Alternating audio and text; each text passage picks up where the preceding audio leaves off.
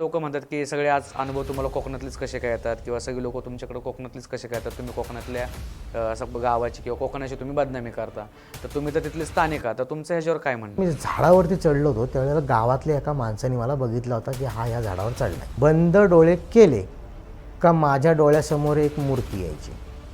बरं, ही मूर्ती काय करायची की ती पाण्यातनं वरती यायची आणि त्या अंगाराने पण लोक बरी होतात.